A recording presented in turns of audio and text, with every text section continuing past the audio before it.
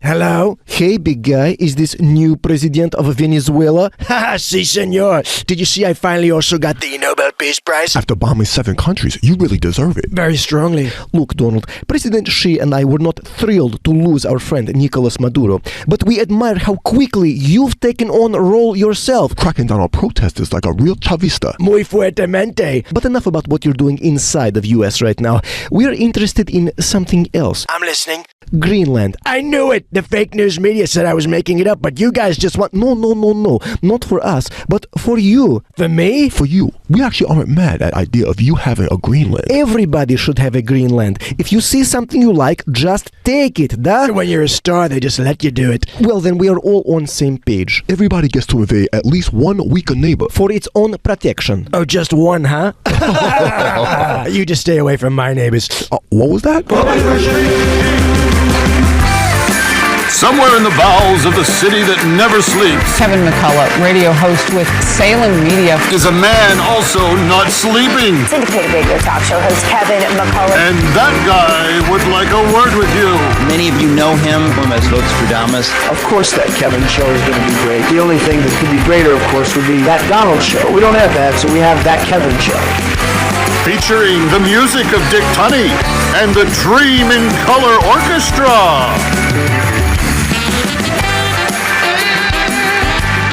On this edition of That Kevin Show, the latest in Iran, the battle raging inside corporate America, the march for life, and the journey to become the next governor of Minnesota. Plus sketch comedy from the Babylon Bee, Al Berry, Puppet Regime, and Nick Peterson, and new music from America's sweetheart, Dolly Parton, in the Spotlight.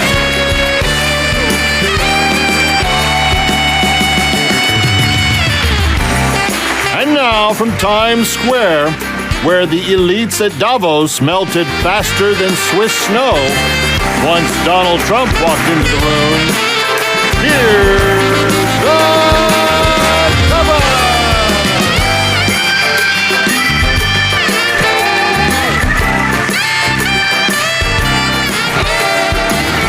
Welcome to the weekend.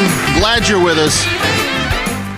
It's a hard thing to deal with, this blustering cold that seems almost supernatural in strength. I don't know if I was a man who thought that we should look at nature with a bit of suspicion when bad things happen. This would be one of the weekends I would be questioning whether or not I'd been living properly. Kevin McCullough, glad to have you with us.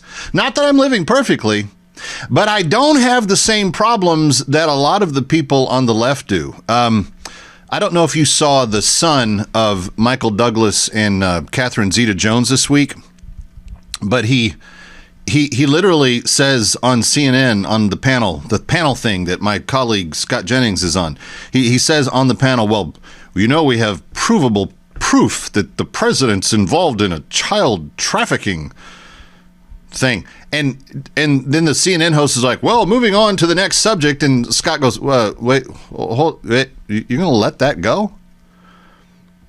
And the CNN host was embarrassed. He's a fill-in anyway, so it didn't really matter. But he was embarrassed. He said, well, I'll be the fact checker here. And then he asked the kid again, and the kid repeated his thing. And all Scott said was, you're going to let him get away with that? And then now it turns out the kid won't come back on the CNN show. Although if I was CNN, I wouldn't want to book him because he was so ignorant about what he was talking about and fairly legally libelous. Like you're going to be held accountable for what you do when you say stuff like that to this president, because he's already shown the door to CBS, ABC, a few others that have decided to play loose with facts about things like, him being a child trafficker, which he's not. So then Scott Jennings asked on Twitter, I think it was it something I said? Yeah, Scott, you asked the actual honest truth. You're going to let him get away with that. And this is the thing that they cannot stand. This is the thing they cannot. They don't like to actually be face to face with their own opinions. For instance, Mayor Mamdani goes on The View this week. And when he's there, the Republican person that kind of fakes being a Republican, says to him, what about this appointee of yours that said that home ownership is a sign of white supremacy? Now, all you have to do is understand that home ownership is like the doorway to the American dream. And anybody that really cares about black and brown people in America should be touting home ownership at every possible turn. The only focus that you should be doing when you're talking about helping people that are in poverty and you want to get them to the next level is how soon can you get them into their own home? Like it is literally a proven step to independence. And he puts a person on his city council, his mayor, Widow Zoran, has your will council. He put everybody in, and Will Zoran put a little person on there that said that the home ownership is a white person's sign of supremacy.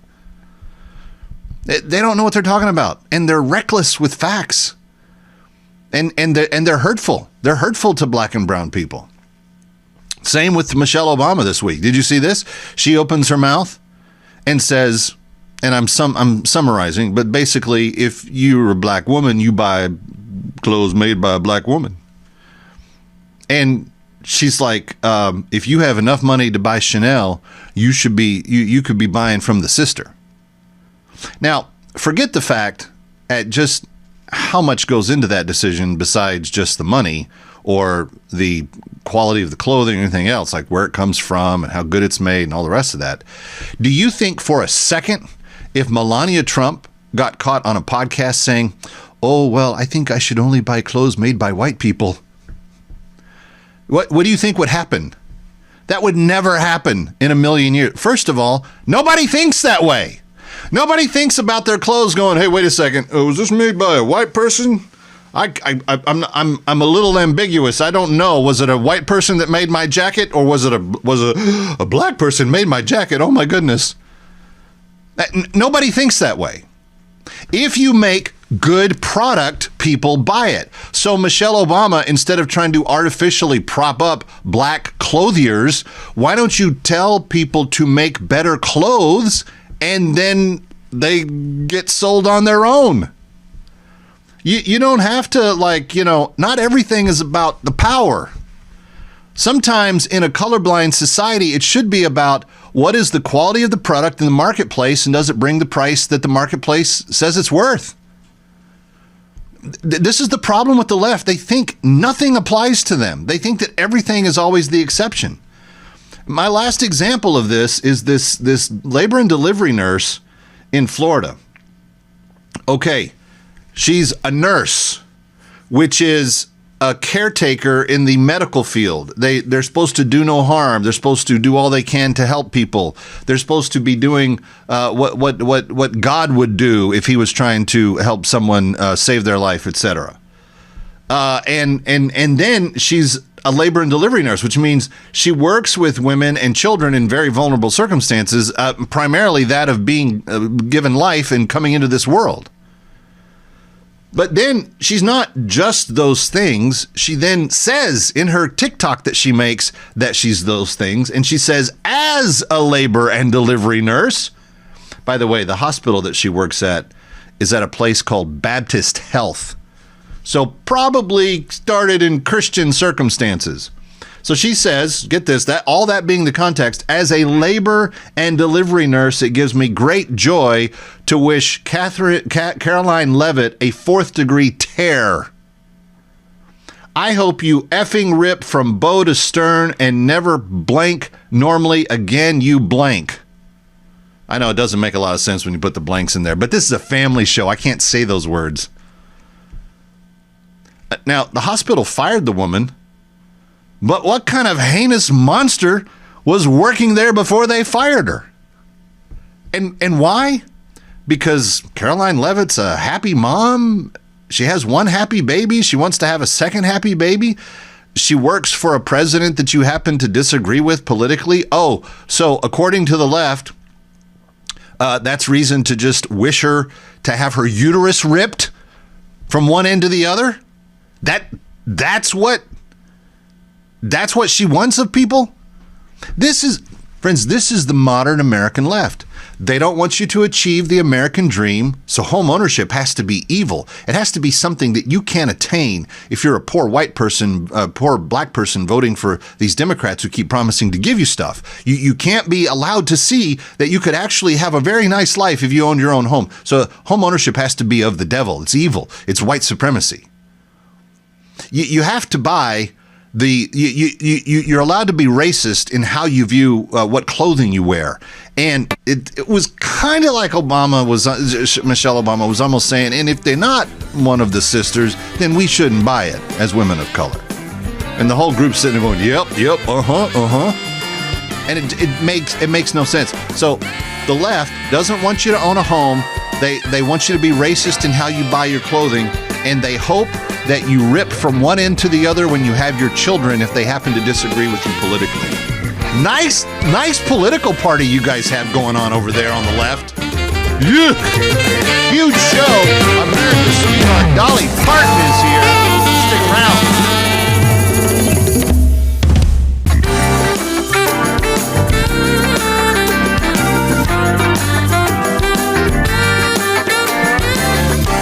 Now, back to that Kevin Show with Kevin McCullough. Very glad to have you back with us. Times Square, it's That Kevin Show, thatkevinshow.com for everything related to the show, including the podcast, which you might want to take a listen to a second time after we complete this next conversation, because as you know, we've been talking here about the situation in Minnesota for a number of weeks, and it does not seem to be relenting. When you have people attacking worshipers in church middle of Sunday morning to get their agenda across, you know that you've crossed kind of into another region that is not typically thought of in America. Here to discuss is a very concerned Minnesotan, so concerned that he's running for governor of his state, longtime friend, founder of My Pillow, and just a very genuine guy who just loves his country, loves his God, and who wants to make the world a better place. Mike Lindell. Mike, it's good to see you. Thanks for coming on. Well, thanks for having me on, Kevin. I remember when you were writing your book, you told a story of us in Israel and how you had never really contemplated anything about politics. And we had long discussions about it. Next thing I know, you're meeting President Trump, sending My Pillows to the White House, all kinds of things. And now you're going to run for the governor of your state. Let's start with the motivation. Why do you feel so burdened for Minnesota right now?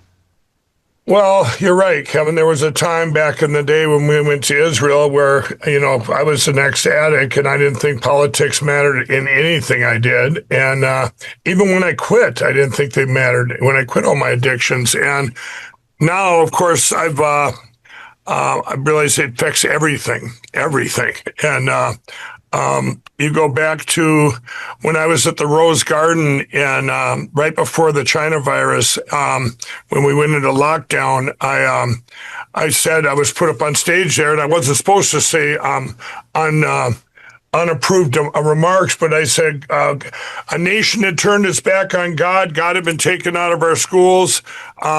We need to spend time, get back with our families and back in the Word and pray for God's grace. And that's where I could have just well been talking about Minnesota. I've said Minnesota as I've called it, as I've spent the last 5 years fighting for our election platforms, and which, by the way, is all coming to fruition. Everybody, it's going to be great. I said Minnesota's the Trojan horse. I said this many times 5 years ago for a lot of things, but one of them being Sharia law. Being, they want to push Sharia law on us here. We've had all kinds of problems that people don't see that because they're seeing all this other stuff going on. But that's why I believe, Kevin, that I have to be. When you talk about running for governor this summer, I said, okay, a couple things had to happen. My Pillow, the most attacked company in history, had to be stable because we were living day by day. And my wife and I prayed about it, and I said, well, God, if we can get My Pillow stable, and then also where I can step back from my over 300,000 people with Cause of America that are fighting from the bottom up and the president from the top down to secure our elections and get to paper ballots, hand counted, same day voting, precinct level, voter ID, you name it. So that came to fruition over Thanksgiving. And one of the things is why I'm running is, Minnesota's been blue since 1972. Everybody, we are, and I don't believe we are a blue state. We're not. And I know this from all the election stuff, from all the election crime and my investigations. But it comes down to, Kevin, I've dealt with the biggest blockers on the planet, and they were uniparty Republicans. I've been blocked for 5 years.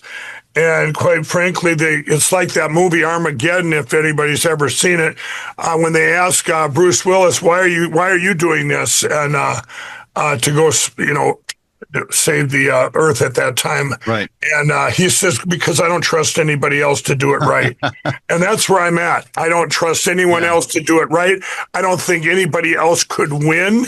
It's not just having all your policies, but you also need to have a plan to win in spite of the steal, like the president, when I helped him on the too big to rig. They're going to do everything they can to steal Minnesota. You mentioned something, Mike, and I want to go back to it because it's something that I brought up on the show just a couple of days ago. When Tim Walz comes out and does a press conference, he doesn't wear an American flag pin on his lapel. He wears an Islamic star. And this has now been put on the Minnesota state flag. This is something that is starting to happen in municipalities all over the country. But when you're talking about the level of corruption that the Somali community was imbibing in, and it was like $18 billion over dozens of years, you're talking about a very deep-seated corruption that runs very, very deep. Are you poised to go in with investigators if you should be successful and clean that stuff up? Well, day one, bringing back the Minnesota flag, banning Sharia law.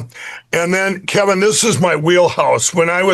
Before all this came out, I announced on December 11th, and all this fraud just came out. We heard rumblings of it, and we knew that these welfare programs, not just daycare,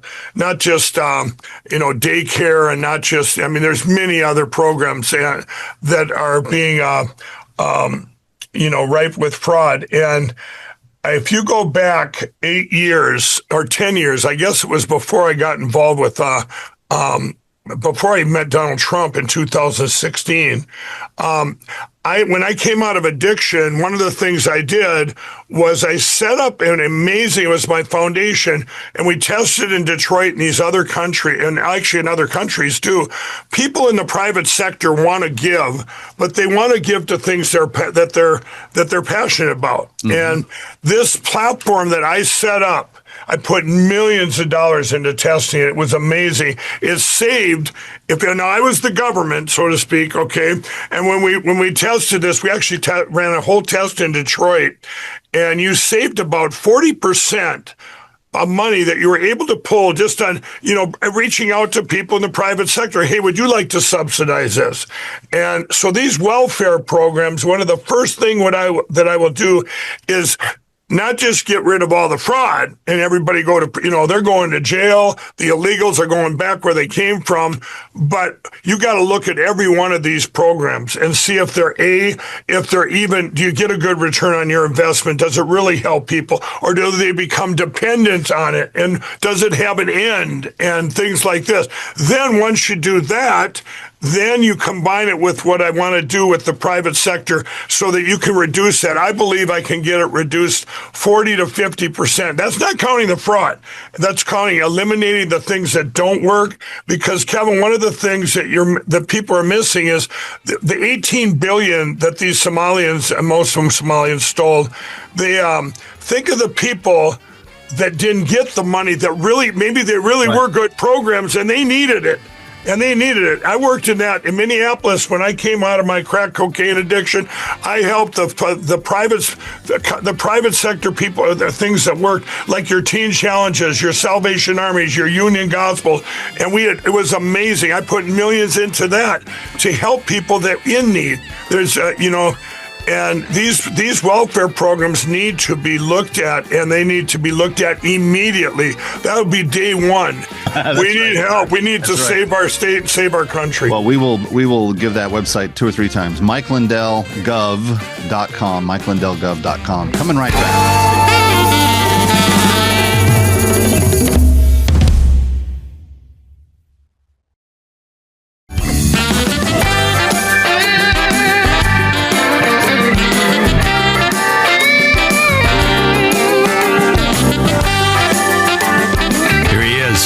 From New York, that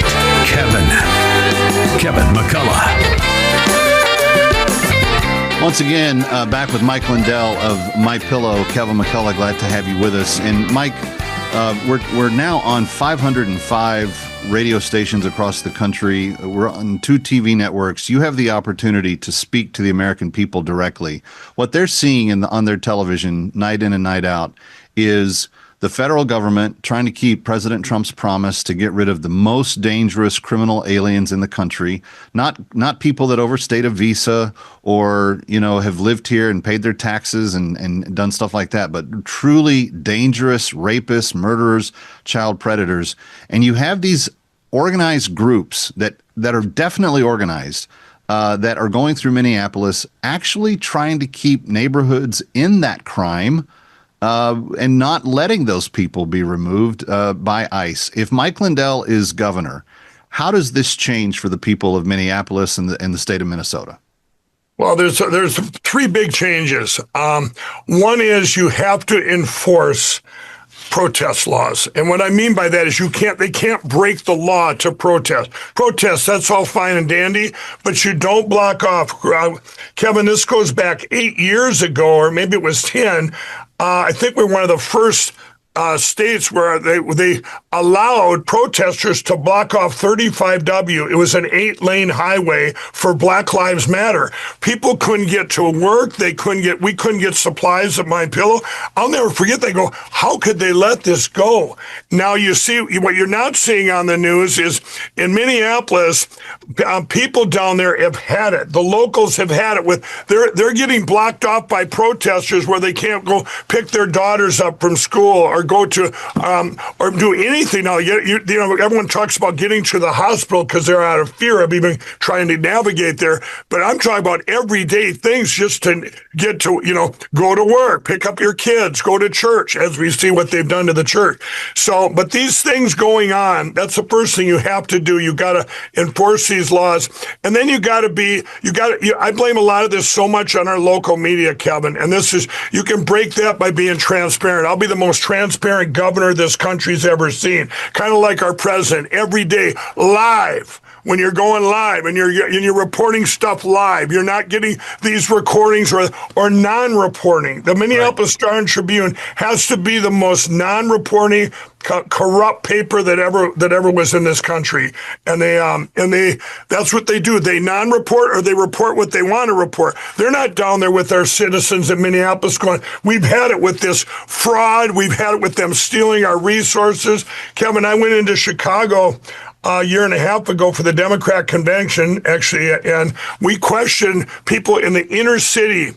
We went right down the inner city and asked people that were voting, that have had it, that were voting for Donald Trump, even though they might not have liked him, but 99% of it was the illegals are taking our resources. They're coming into our cities. They're taking our addiction resources, our health thing filled up. The hotels were filled up. So this is what you got to enforce that, and then our leadership, you got to put them in prison. Quite frankly, the ones we have in Minnesota. This goes beyond poor leadership. This is the biggest cover-up to one of the biggest crimes ever. Remember, I always said the 2020 election was the biggest cover-up for the biggest crime in history. This is probably number 2. Remember, it's the biggest fraud in history. They're using all this to deflect. You have groups coming in. It's all coming to a head here in Minnesota. But you got the governor, you've got the attorney general, Ilhan Omar, even Amy Klobuchar. To me, it all happened on their watch. How much did they know? How much were they in? That mayor of Minneapolis should be put in prison immediately. He's got to be. This is the stuff that they've let go on. If you took the crimes that are happening because of these protest crimes, when you impede people from walking down the sidewalk or going to work or doing anything. We're not talking about ones that can't get to the hospital, but these things could be an easy fix immediately, and then you just got to be transparent so you don't get lies out of your local media of what's really going on. This is a media battle. This is a battle of evil and good beyond anything the world has ever seen. Well, it certainly plays out like that to the rest of the country.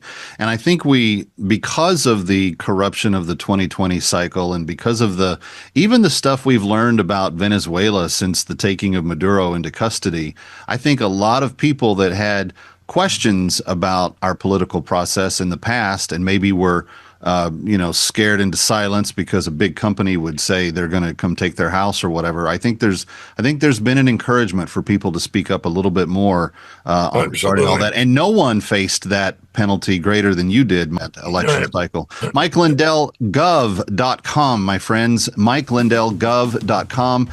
Go chip in a 20, 100, a 500. Help him get elected for the governorship of Minnesota. Stick around for more of That Kevin. Next, That Kevin Show with Kevin McCullough.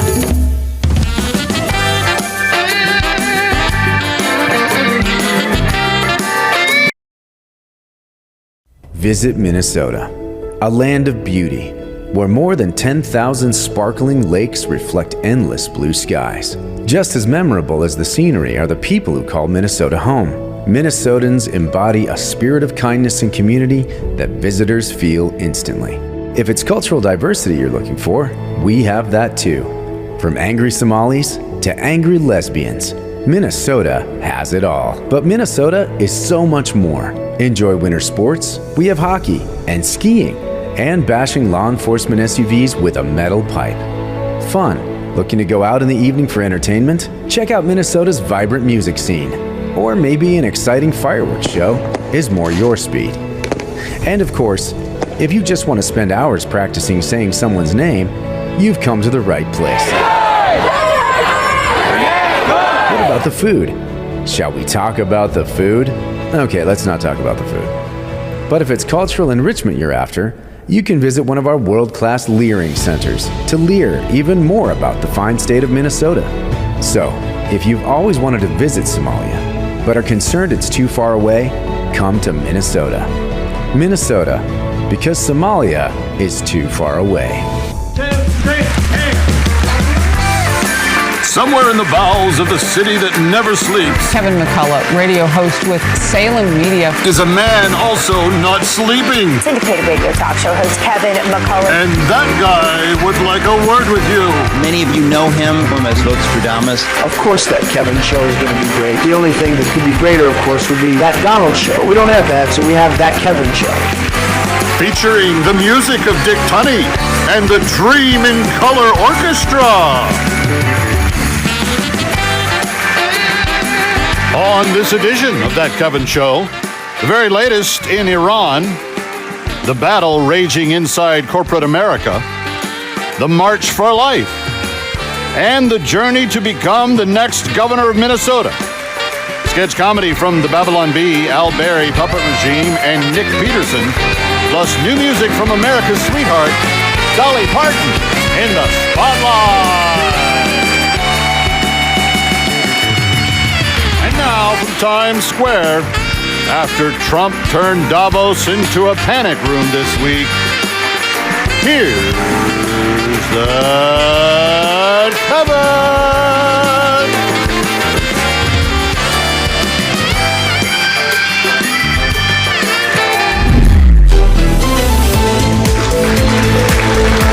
For Assignment Desk Weekend, I'm Kevin McCullough.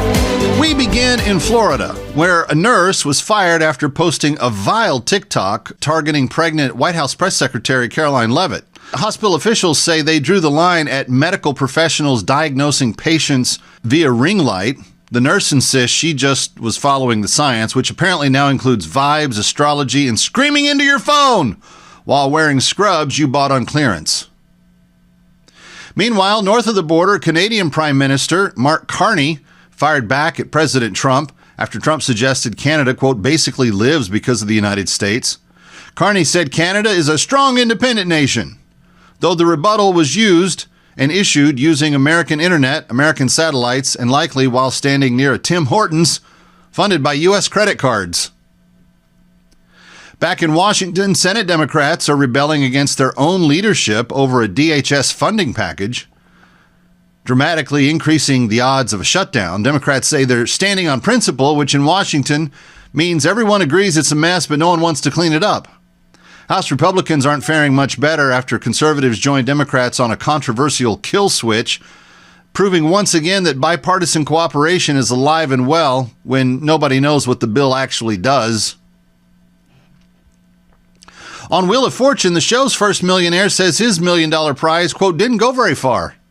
Economists agree, especially after taxes and inflation and one visit to the grocery store where eggs are now qualifying as luxury items. Fans were shocked, mostly because they assumed spinning a wheel was still America's best retirement plan.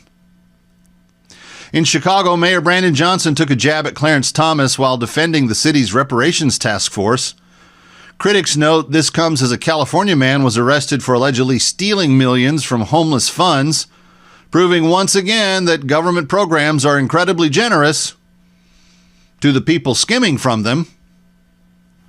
Late night hosts Stephen Colbert, Jimmy Kimmel, and Seth Meyers claim the FCC is trying to silence them. The FCC denies this, saying, quote, we don't have that kind of power. Yet.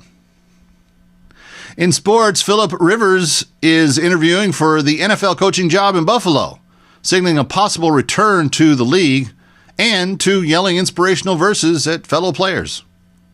The Patriots, meanwhile, are nearing one of the biggest turnarounds in NFL history, preparing for the AFC title game, prompting analysts to once again ask, wait, again? Finally, Martha Stewart revealed her makeup-free lingerie secrets to staying youthful at 84, proving that no matter your age, America still overshares. For Assignment Desk Weekend, I'm Calvin McCullough.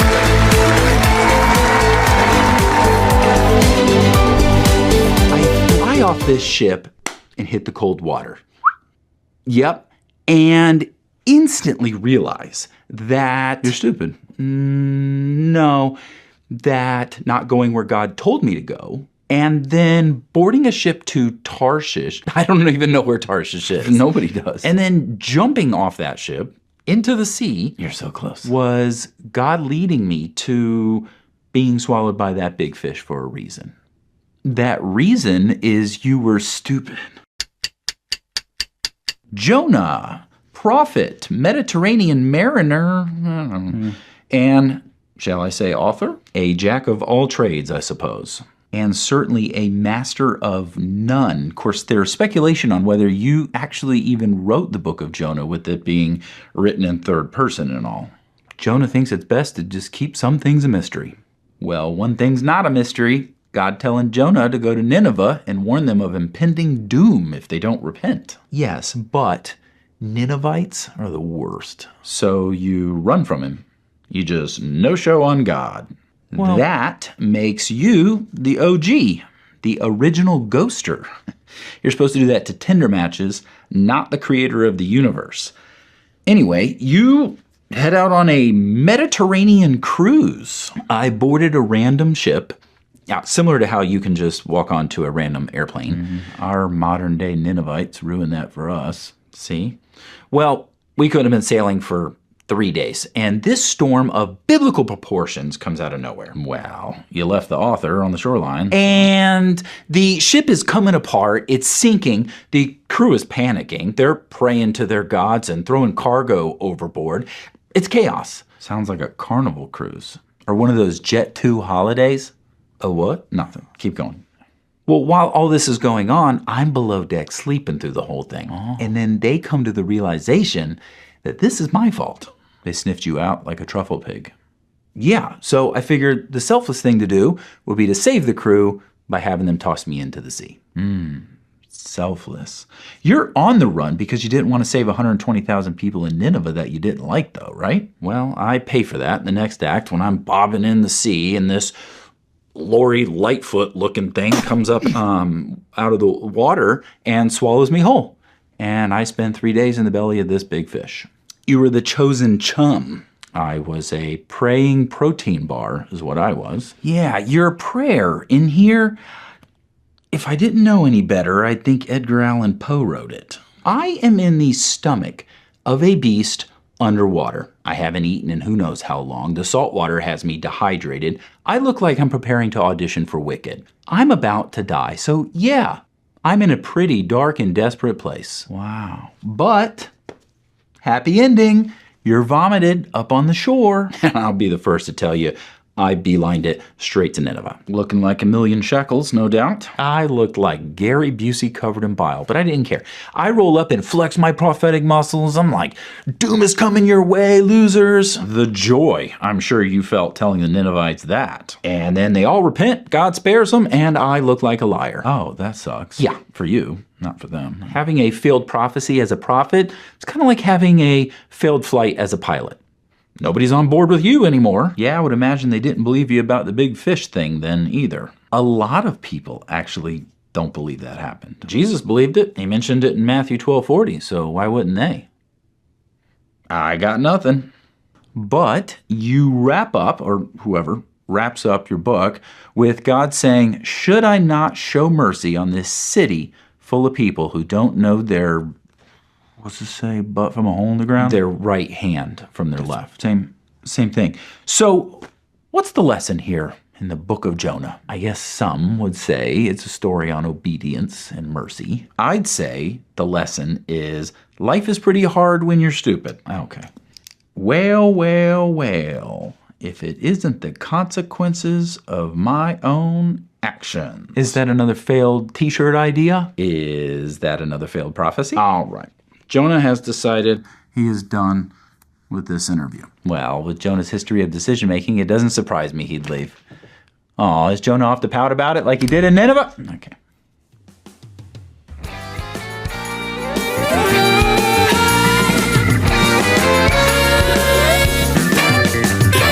Ready or not, we'll be right back. That Kevin.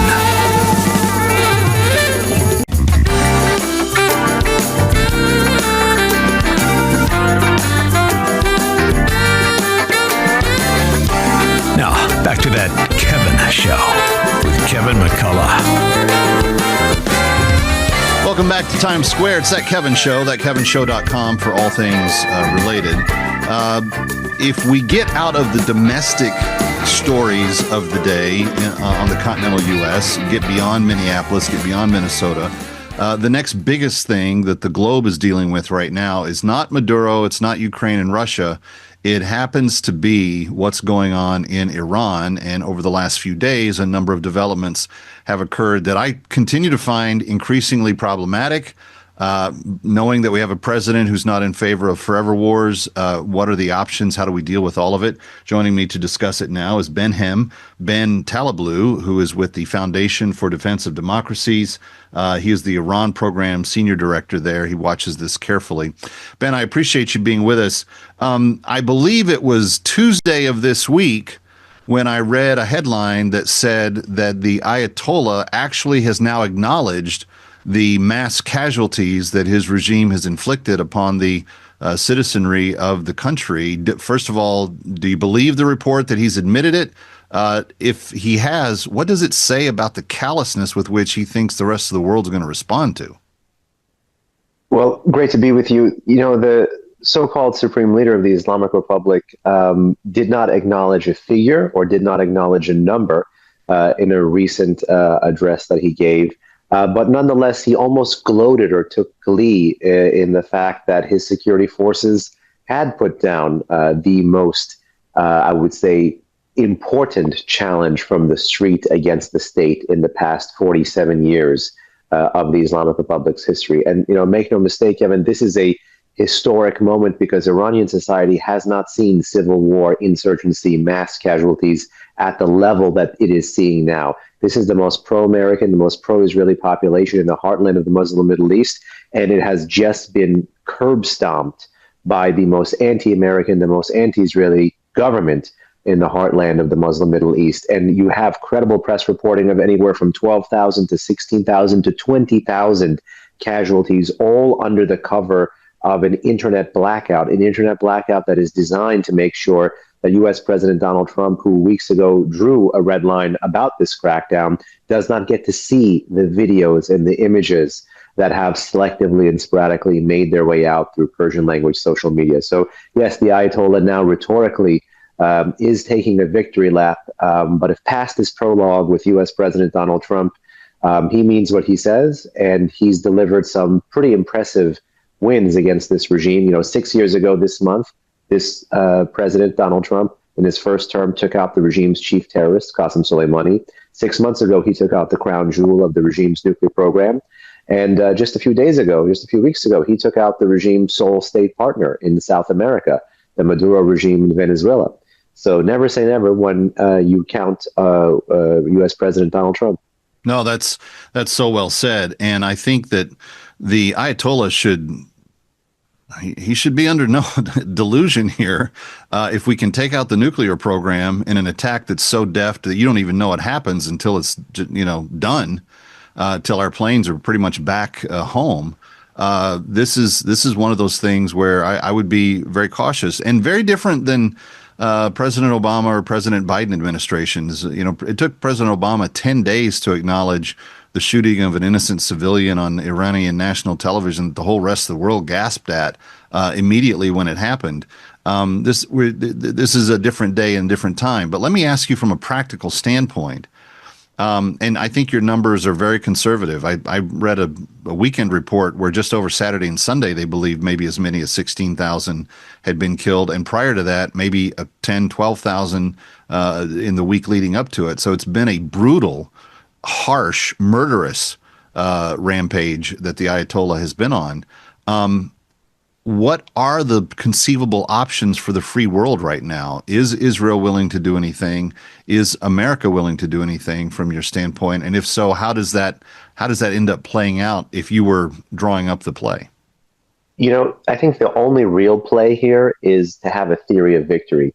And a few days ago, Donald Trump actually alluded to this when, in response to a reporter, I think it was a CBS reporter who was interviewing him, asked him, what's the end state or what's the desired end game here? And the president said very kind of candidly, and I have not heard him say it this way before, and I haven't heard folks in Washington talk about this before, is my end game is to win. Exact quote. My end game is to win. I like winning. And we have to have a theory of victory against the Islamic Republic. I believe, as is popularly ascribed to former Secretary of State Henry Kissinger, that foreign policy is not missionary work. This is not the job of the U.S. to go all around the world to solve every single problem. I believe we have many, many interests, but it's not our job to solve every single problem. But you don't get a lot of opportunities, particularly in the Middle East, let alone in foreign affairs, to marry your head and your heart. Again, this is the most anti-American, anti-Israeli regime that has sucked the U.S. into cycle of violence after cycle of violence in a very troubled part of the world that for several generations of American electorates have been trying to leave. And I think the only path out of the desert, as much as I support stuff like the Abraham Accords, the only path out of the desert is to flip the script on the Ayatollahs, to empower the street against the state, and to get that secular nationalist population, which for over a century has been seeking representative government, get them in charge of their government in Tehran, build the Cyrus Accords, build back better a relationship like the one that used to exist between many American presidents in Tehran pre-1979. And that's the path out of the desert to do whatever it is that we want to do, whether that's to lock down the Western Hemisphere or to pivot and deal with a rising China and deter a potential attack on Taiwan. The question is, how do you get there? And it's an X factor right now. Does America, does Israel, does the West really have a strategy of integrating its ways and means? Because clearly we've shown that we have credible military options against this regime into a broader kind of rollback of the regime policy. Iran is not a one-bomb state, but nonetheless, the movement against some of the most important security and political apparatuses could put wind beneath the wings of Iranian protesters. Conversely, we have to be honest. Iranian protesters, generation after generation, have lost their bravest, have lost their best, have lost their brightest. They are unarmed against a regime that is armed to the teeth and is now importing foreign proxies. So step number one, do no harm. Do not raise expectations. Unfortunately, it seems to have been done already if there is no meaningful calling in the cavalry for support. Number two, we need everything on the table when it comes to maximum pressure sanctions, whether that's taking the tankers like the Trump administration proven it could do with Venezuela, to taking down shadow banking networks like the Treasury Department is doing, to leveling designations even against jurisdictions where there are friends and our allies, where unfortunately they may allow this regime breathing room to launder money and to kind of outlast Trump's pressure 2.0. Number three, I would say we don't know this, but based on what's come out of Tehran over the past few weeks, it doesn't look like it. Why is NSA in America and Unit 8200 in Israel why have they not been able to kind of disable the spinal cord through a cyber non-kinetic way of command and control between the regime's political elite and the security apparatus? You've got some pretty good minds that can do things on the stealth pretty well. And I think that this is one of those things where we really need our brightest and best and most strategic thinkers working together. And I appreciate you breaking it down for us because you've helped us understand it better. Great to be with you. Thank you so much. Kevin McCullough coming back from Times Square.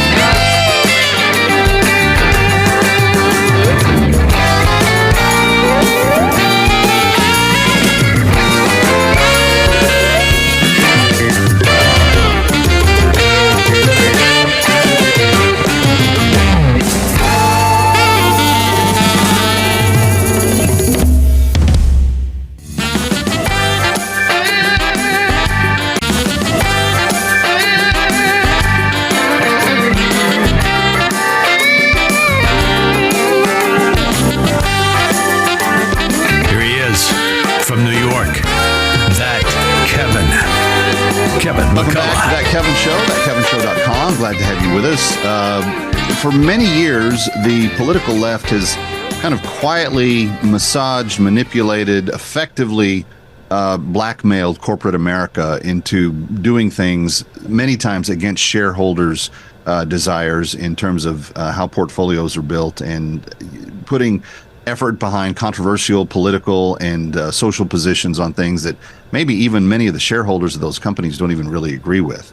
For a long time, there's been a need for somebody to do something about this that is free market based and kind of freedom oriented.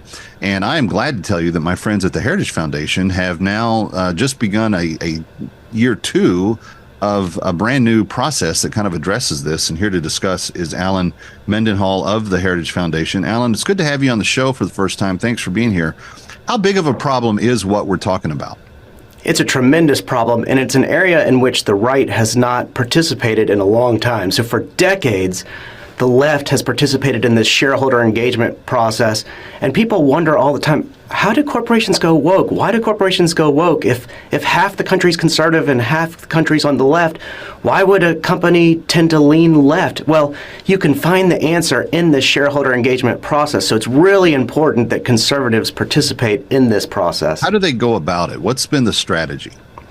Well, anybody who owns $2,000 of a company's stock or 1% of the company can file a shareholder proposal. And so this is what initiates the process. At that point, the company will set up meetings, and if the shareholder gets what he or she wants or what it wants, then it can withdraw the proposal. Otherwise, the proposal will get put on the company's proxy statement. Management will make a recommendation to the shareholders writ large, and the shareholders will then vote on the proxy statement. But a lot of times, this ends in withdrawal, which is, in fact, what several of our proposals have ended in. And we've found that a lot of companies are really willing to let go of some of these leftist policies. They've just been waiting for somebody to ask. They're thinking, thank goodness somebody from the right is actually asking us to do it, because we felt pressure from the left for so long. If only somebody from the right had just asked us not to do this, we would have done what they wanted. It was really telling right around the time of the last election. I'm talking presidential election in 24, because you had all of those companies that had sided against Trump in the 2020 cycle. And once he won re-election in 24, suddenly, Mark Zuckerberg turned into a blubbering buffoon of a baby. Like, he was just like, here's all the things that we were doing that we shouldn't have been doing. And it really is like, it seems as though in corporate America, there is bias that's kind of sewn into these corporations on some level, but they really are suspect or subject to the winds of change as they blow. And a lot of them saw that the country wasn't the woke hard left that had been doing some of this stuff in those 4 years in between the two Trump terms. So where does it kind of stand right now? You guys have been at this a little bit. What types of things are you engaging the corporations in discussions of, and what's been the response thus far? Well, I'm glad you brought up Meta, because that is one of the companies we engaged with, and one of the main issues we've engaged on is companies that use Southern Poverty Law Center's diagnostic tools, including their hate map. And the unfortunate occasion for that idea was the assassination of Charlie Kirk, because Southern Poverty Law Center started to demonize TPUSA only months before Charlie Kirk's sad assassination. And so we thought, gosh, what companies are out there using these SPLC tools, which have a history of creating violent reactions? And Meta was one of the companies. We engaged with them. The engagement process was actually quite friendly, and they had multiple calls with them, and they went through and made sure that they were not using any SPLC tools throughout any of their policies, and they also wanted to make sure that in their charitable giving, because a lot of times we find that corporations use a company called Benevity in their charitable giving, so that employees try to get their employer to match their charitable giving, and only to discover that Benevity has screened out certain companies based on SPLC metrics. And so, for example, if somebody wants to give money to the Alliance Defending Freedom, they discover that, oh, Benevity has screened out that company. I can't get a match. Well, Meta went through and made sure that none of that was taking place. So that's one issue that we're dealing with. That sounds like a huge win, by the way. Meta's not a small company. You're right. Well, we're getting huge wins. We've gotten huge wins on this particular issue at Salesforce, at Meta. We've got a couple others that we haven't announced yet because we're still in discussions on how we're going to present the conclusion publicly, but we've got some wins there. We're dealing with federal contractors that are using ESG and DEI in their executive compensation. We've got companies that are exposed to unmitigated China risk, either because their revenue base is dependent on China, or they've got supply chain issues in China, or they've got data or IP issues with China. So we're engaging companies on that basis, and we're engaging regional banks with misaligned policies. So I'm in D.C. right now. My office is in D.C., but I live in Alabama, and Regions Bank is a regional bank headquartered in Birmingham, Alabama, that is doing all this ridiculous ESG, DEI, woke stuff, which is completely misaligned with its consumer base. I mean, it operates in red states like Alabama and Tennessee and Georgia and Florida, and yet it was implementing policies that were completely at odds with its consumer base. And so we're looking at regional banks that are doing those types of things as well. Have you run into significant brick walls with any of the major corporations or banks that you've worked with thus far? So the vast majority of the companies we've engaged have been professional, have been friendly, and very open to what we're doing. There are really only three exceptions. One is Regions that I just mentioned. Now, that engagement process is still early on. Hopefully, that'll pan out well. The others would be Amazon and Starbucks. Starbucks is going to seek no action from the SEC and try to exclude our proposal. We're still waiting to see what Amazon's going to do, but that engagement process was not the most professional and not the friendliest. Well, what can people that are listening or watching to my show do to help companies like Amazon figure out that they need to at least take your call and listen carefully? Yeah, when they did take our call, they did listen. The engagement was just not as friendly as some of the other engagements. But I think the main issue is awareness. Once we see how this process concludes, again, we're still in the process. You know, Amazon may change its tune within the next month. They may hear this interview and change its tune. Who knows? Yeah. But I think just being aware. And if you want more information on it, friends, you can go to heritage.org. To find out all that they are doing there. Heritage.org is where you go. Alan Mendenhall, thank you.